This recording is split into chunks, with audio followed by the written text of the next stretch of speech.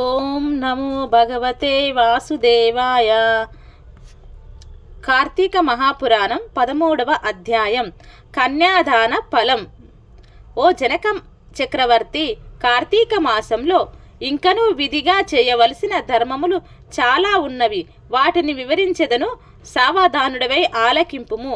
కార్తీక మాసంలో నదీ స్నానం ముఖ్యము. దానికంటే ఒక పెద్ద బ్రాహ్మణుని కుమారునకు ఉపనయనం చేయుట ముఖ్యము. ఒకవేళ ఉపనయనమునకు అగు ఖర్చు అంతయు భరింపను శక్యం కానప్పుడు మంత్రాక్షతలు, దక్షిణ తాంబూలాది సంభావనలతో తృప్తిపరచినను ఫలము కలుగును. ఈ విధముగా ఒక పేద బ్రాహ్మణుని బాలునికి ఉపనయనము చేసిన ఎడల ఎంతటి మహాపాపములు చేసియున్నను ఆ పాపములన్నీ పోవును. ఎన్ని నూతులు తటాకములు త్రవ్వించినను పై చెప్పినట్లుగా ఒక బ్రాహ్మణ బాలునికి ఉపనయనం చేసినందువలన వచ్చు ఫలమునకు సరితూగవు. అంతకన్నా ముఖ్యమైనది కన్యాదానము.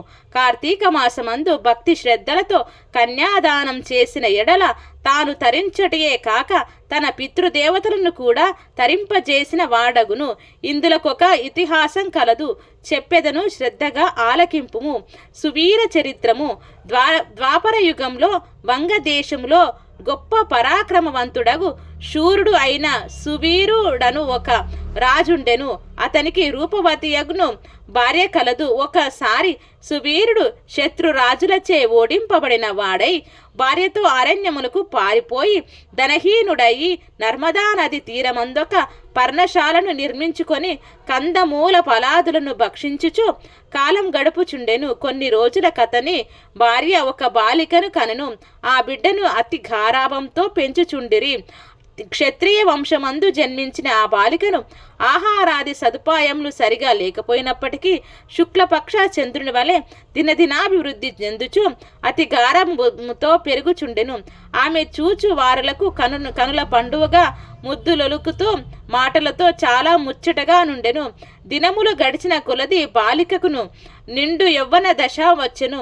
ఒక దినము వానప్రస్థను కుమారుడా బాలికను గాంచి ఆమె అందచందములకు పరవశుడై ఆ బాలికను తనకిచ్చి పెళ్లి చేయవలయునని ఆ రాజును కోరెను. అందులక ఆ రాజు, ఓ మునిపుత్ర, ప్రస్తుతం నేను కడు బీద స్థితిలో ఉన్నాను. అష్టదరిద్రములు అనుభవించుచున్నాను.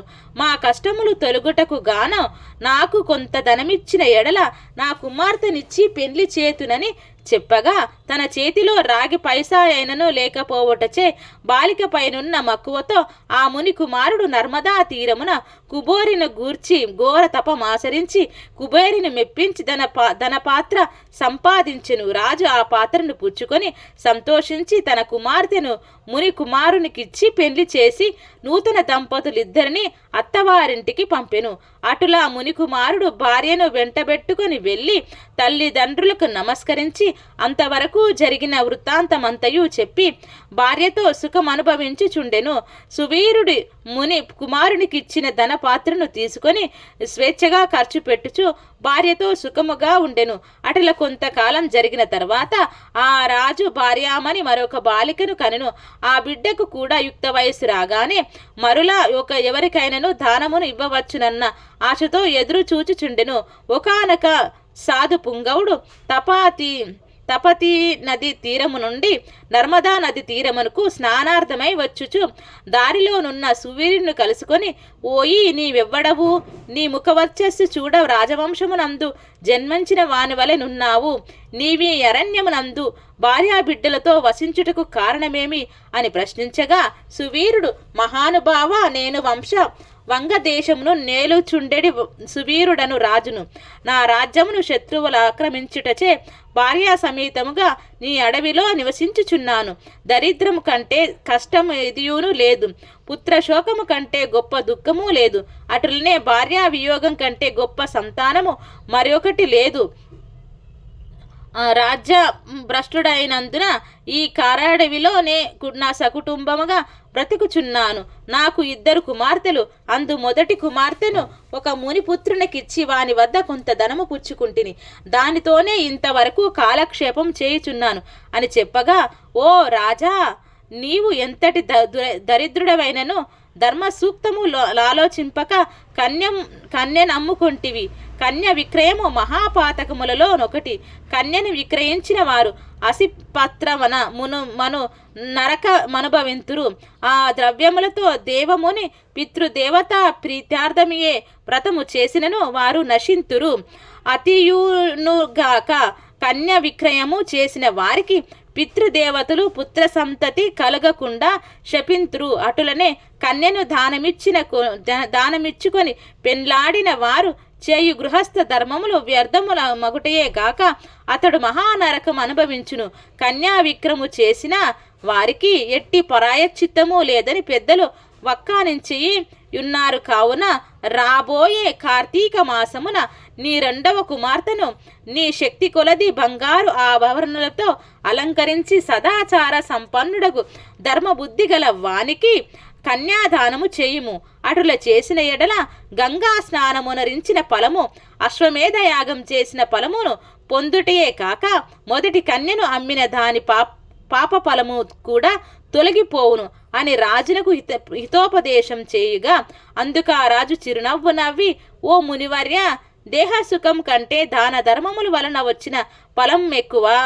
తాను బ్రతికుండగా భార్యాబిడ్డలతోని సిరి సంపదలతోనూ సుఖముగా ఉండక చనిపోయిన తర్వాత వచ్చేటి ఏదో మోక్షం కొరకు ప్రస్తుతమున్న అవకాశమును చేతులారా జారవిడవటమంటారా? ధనము బంగారం కలవారే ప్రస్తుతం లోకంలో రాణింపగలరు. కానీ ముక్కు మూసుకొని నోరు మూసుకొని ఒక శక్తిశల్యమై ఉన్న వానికి లోకం గుర్తిస్తుందా, గౌరవిస్తుందా? ఐహిక సుఖములే గొప్ప సుఖములు కాన నా రెండవ కుమార్తెను కూడా నేను అడిగినంత ధనమి వివరిత్తురో వారికే ఇచ్చి పెళ్లి చేయుదును, కానీ కన్యాదానం మాత్రం చెయ్యను అని నిక్కచ్చిగా నుడివెను. ఆ మాటలకు సన్యాసి ఆశ్చర్యపడి తన దారిన తాను వెడలిపోయెను. మరికొన్ని దినములకు సువీరుడు మరణించెను.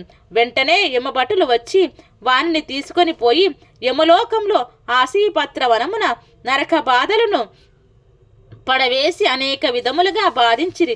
సువీరుని పూర్వీకుడైన శృతకీర్తయను రాజు ధర్మయుక్తంగా ప్రజలను పాలించి ధర్మాత్ముడై మృతి చెందిన పిమ్మట స్వర్గమందు సర్వసౌఖ్యములు అనుభవించుచుండెను. సువీరుడు చేసిన కన్యా విక్రయం వలన ఆ శృతకీర్తిని కూడా యమకింకరులు పాశములతో బంధించి స్వర్గం నుండి నరకమునకు తీసుకొని వచ్చిరి. అంతటా శృతకీర్తి నేనెనుకున్నంత వరకు ఇతరులకు ఉపకారమును చేసి దాన ధర్మములు చేసి యజ్ఞ యాగాదులు నర్చిని ఉన్నను. నాకీ దుర్గతి ఏల కలిగేనునని మనము నందుకొని నిండు కొలువు దీరియున్న యమధర్మరాజు కడకేగి నమస్కరించి, ప్రభు, నీవు సర్వజ్ఞుడువు, ధర్మమూర్తివి, బుద్ధిశాలివి, ప్రాణకోటినంతను సమంగా జూచుచుందువు. నేనిప్పుడు ఏ పాపము చేసి ఉండలేదు. నన్ను స్వర్గములో నుండి నరకమునకు తోడుకొని వచ్చుటకు కారణమేమి? సెలవిండు అని ప్రాధేయపడెను. అంత యమధర్మరాజు శృతకీర్తిని గాంచి, శృతకీర్తి, నీవు న్యాయమూర్తివి, ధర్మాజ్ఞుడవు, నీవెటువంటి దురాచారములు చేసి ఉండలేదు. అయిననేమి నీ వంశీయుడగు సువీరుడు తన జ్యేష్ఠ పుత్రికను ధనమున కాశించి అమ్ముకొనెను. కన్య నమ్ముకునే వారి పూర్వీకుల ఇంటూ 3 తరములు అటు 3 తరముల వారును వారంతటి పుణ్యపురుషులైనను నరకం అనుభవించుటయే గాక నీచ జన్మలెత్తవలసియుండును. నీవు పుణ్యాత్ముడవైనను ధర్మాత్ముడవైనను నేనెరుగుదను గాన నీకొక ఉపాయము చెప్పెదను, వినుము. నీ వంశీయుడు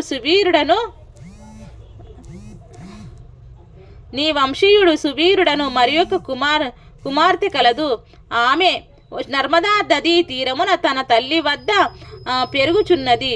నా ఆశీర్వాదము వలన నీవు మానవ శరీరం దాల్చి అచట్టుకు పోయి ఆ కన్యను వేద పండితునకు శీలవంతుడగు ఒక విప్రునకు కార్తీక మాసమున సాలంకృతములుగా కన్యాదానము చేయింపుము. అటుల చేసిన ఎడల నీవు నీ పూర్వీకులు సువీరుడు మీ పితృగణములు కూడా స్వర్గలోకమునకేగుదురు. కార్తీక మాసంలో సాలాంకృత కన్యాదానం చేసినవాడు మహాపుణ్యాత్ముడగును. పుత్రికా సంతానం లేనివారు తమ ద్రవ్యములతో కన్యాదానం చేసినను లేక విధి విధముగా అబోతునకు వివాహమునర్చినను కన్యాదాన ఫలమొబ్బును కానుక నీవు వెంటనే భూలోకమునకు కేగి నేను తెలిపినట్లుగా